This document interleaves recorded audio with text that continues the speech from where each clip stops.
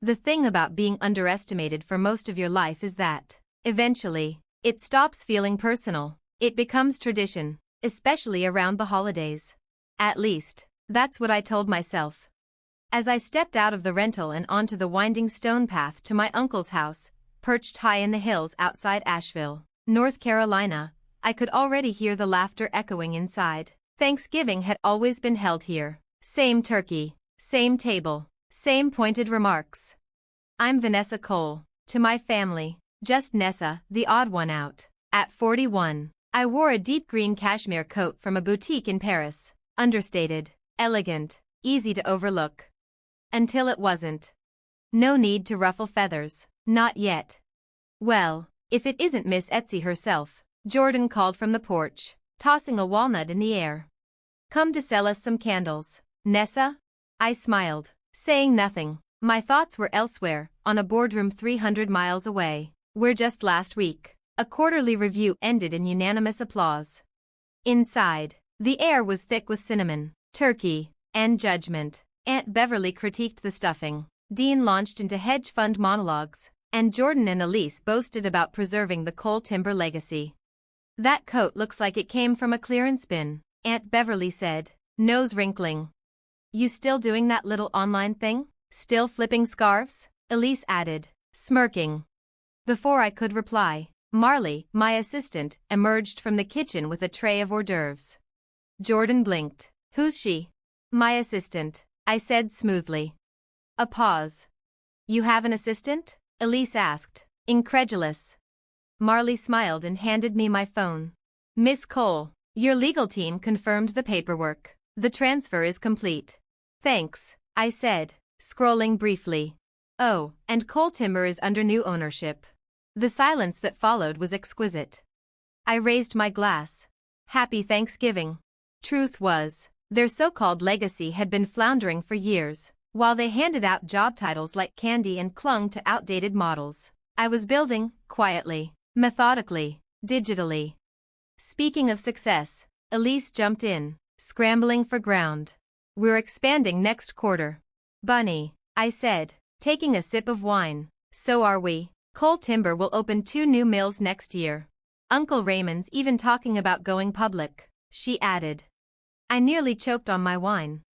Going public? When I knew, thanks to public filings, that they hadn't paid key contractors in 90 days, when a lien had just been placed on their flagship mill. That was bold. That's ambitious, I said, setting down my glass. Uncle Raymond leaned in, condescension thick. Business strategy isn't really your thing, Nessa. Takes more than reselling handbags online to run a real company. Laughter flickered through the room like static electricity. Ah yes, Nessa, the eccentric, the one who walked away 11 years ago when they offered me a glorified warehouse gig, to learn the ropes, they'd said. Remember when she tried to pitch that digital resale idea? Jordan snorted. Something about online platforms being the future. What was it called? Elise asked. Eclipse something? Eclipse Luxury Group, I said evenly. Elise laughed. Can you imagine if we'd taken her advice? We'd be broke by now, Jordan added. My phone buzzed once in my pocket, right on time. The Cole Timber bankruptcy filing had just gone live. Dinner's ready, Aunt Beverly called, ushering us to the dining room. Place cards awaited us. Elise sat near the head. I was exiled to the far end, wedged between Cousin Todd and Great Aunt Miriam, near the fireplace. So, Vanessa, Aunt Beverly said sweetly, passing mashed potatoes. Ever think about getting a real job? I hear the DMV is hiring. Laughter again. I calmly sliced into my turkey, remembering the day I'd submitted a fully tailored digital operations plan, an adaptation of my MBA thesis, designed to modernize Cole Timber. Uncle Raymond had barely skimmed it. The warehouse will build character, he'd said. That warehouse, and the deed attached, belong to me now. It'll teach you humility, he'd told me when I walked away. Instead, I sold my shares just before the company's valuation tanked. They thought they were ridding themselves of dead weight. With the payout, I invested in a then-unknown resale tech startup, Eclipse. Today, I own controlling interest, and tomorrow morning, I'll be on every financial channel announcing Eclipse's first manufacturing acquisition, Cole Timber. No one asked how I afforded that coat, but they'd find out. Eclipse now spans 30 designer boutiques, 6 booming digital platforms, and, thanks to this morning, its own supply chain. I set down my fork, letting the silence wrap around me like velvet. Actually, I said, glancing down the table, I've been meaning to talk to you all about business. My mother sighed. Not this again, Vanessa. Yeah, Elise rolled her eyes. Didn't that Eclipse thing get bought out or whatever? It did, I said, with a slow smile. See, she said, triumphant. Thank God we didn't listen to her. I smiled wider. Exactly. My phone buzzed again. This time, I reached into my coat pocket and tapped the screen slowly, deliberately, making sure every eye at the table was on me. Everything all right? My father asked, tone clipped. Trouble with your side hustle? Jordan added, grinning. No, I said, setting the phone down beside my plate. Just confirmation that Cole Timber's bankruptcy was approved this morning. Silence. Elise's fork slipped, clattering onto porcelain. Uncle Raymond leaned forward, eyes narrowed, voice tight. What did you just say? Chapter 11, approved by the court, I said, calmly slicing into a roll. Though considering your liabilities, it'll probably convert to Chapter 7 by spring. That's not possible, Jordan said, voice cracking. How would you even know that? I smiled. Oh, I didn't tell you. I reached into the small black handbag Elise had called a knockoff when I walked in. Slowly, I unzipped it. Eclipse was acquired by Morgan Holdings, I said. And Morgan Holdings belongs to me. Dead silence. My father went pale. Elise looked like she'd swallowed glass. You're lying, Uncle Raymond croaked. This is a joke. It's not, I said softly. From the bag, I pulled a slim manila folder and laid it gently on the table, next to the stuffing and a flickering candle. This is the debt purchase agreement, I said, opening it. Every lien. Every loan. Every note Cole Timber defaulted on. I let the moment sit. While you laughed at my fashion site, I was acquiring the paper that held your future. I slid the documents across the table, right between the cranberry sauce and gravy boat. This page is my favorite, I said, tapping the creditor ledger. A complete list of what you owe. I looked Uncle Raymond in the eye. Morgan Holdings now controls 82% of your outstanding debt. It's not possible, Elise whispered. You run a resale site. I couldn't help it, I laughed. Is that really what you've been telling yourselves I've been doing?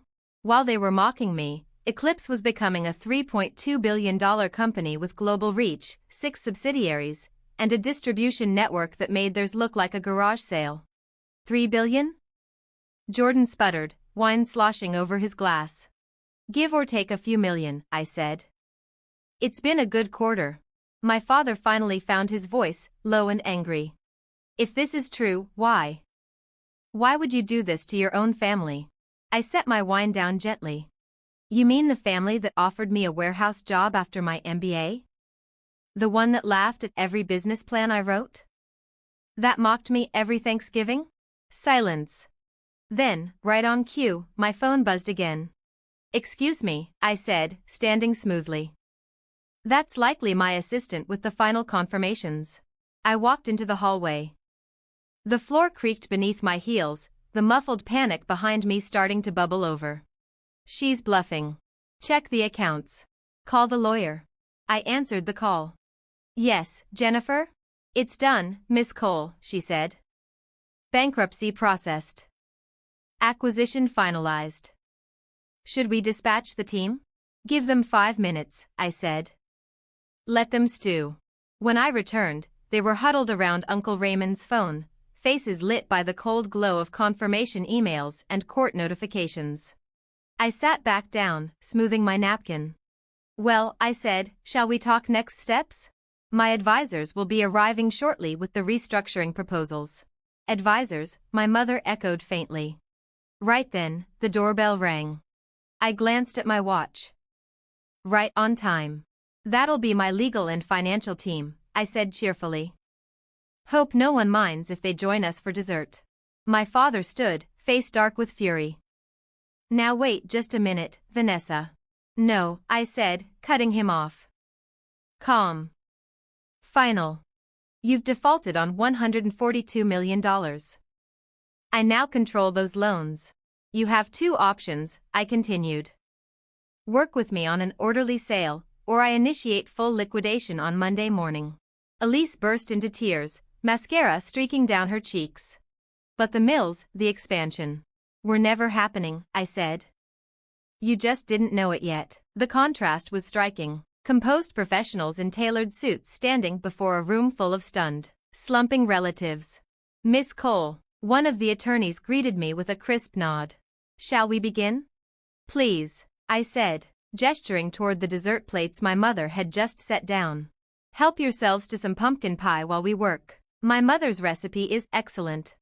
For the next 2 hours, we walked them through the full financial picture, the tangled debt structure, the mispayments, the cascading defaults, and finally, my acquisition proposal. Every document, every clause, had been methodically prepared. I'd spent nearly a year acquiring their liabilities through layered holding companies, watching as they ignored the red flags and doubled down on 1980s thinking. This is thorough, Uncle Raymond muttered, flipping through the restructuring binder. Unlike some people, I replied with a faint smile, I actually understand business strategy. By the end of the review, Cole Timber no longer belonged to them. Not in practice. And soon, not even in name. I'd offered fair terms, all things considered, but nobody at that table doubted who held the reins now. As my team gathered their files, I rose. Mom, Elise, Jordan, Todd, I said evenly. Your positions are being eliminated. Please clear your offices by Monday. You're firing us? Elise gasped, voice rising. We're your family. No, I said coldly. I'm firing unqualified managers who were promoted through nepotism. I smoothed the front of my charcoal gray dress. Sharp, simple, surgical. But if it helps, I hear the DMV is hiring. I turned to my mother, softening only slightly. Thank you for dinner. The turkey was excellent, even if we didn't make it to dessert. Vanessa, my father called out, voice cracking. Was this just about revenge? I paused, one hand on the back of my chair. The folder lay open like a wound.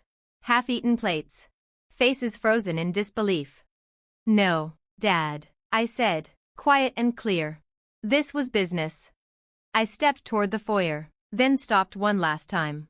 But the revenge? I smiled. That's just a bonus.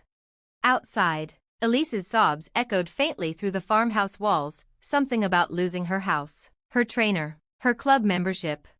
Jordan shouted something about a lawsuit. It rang hollow. I slid into the black S-Class Mercedes I'd leased just for today. Not subtle, deliberate. In the rearview mirror, they stood clustered at the window, still trying to process the new reality. Then my phone buzzed. A message from Jennifer. Congratulations, Miss Cole. The acquisition announcement is queued for Monday morning. The screen lit up just as I merged onto I-26, the farmhouse shrinking in the distance. I smiled. I wondered what next Thanksgiving would look like. Would they still call me the family embarrassment? Still joke about my little online shop while polishing up their resumes? Somehow, I doubted it. 1 week later, Cole Timber was officially rebranded as Eclipse Manufacturing, the newest division of the Eclipse Luxury Group. I kept the tree ring logo my grandfather designed in the 50s. But I added one quiet mark, a soft eclipse symbol, curled into the roots. A permanent signature. Proof that the so-called failure had outgrown, outbuilt, and ultimately, eclipsed them all. Elise got a job at a department store. Not Walmart, but not far off. Jordan and Todd left the state, reputations scorched. Last I heard, Jordan was managing inventory in Tucson. Uncle Raymond retired quietly. His name removed from the business he once ruled, now a footnote in the acquisition papers. A month later, my father left a voicemail. It began, Vanessa, I was wrong about you.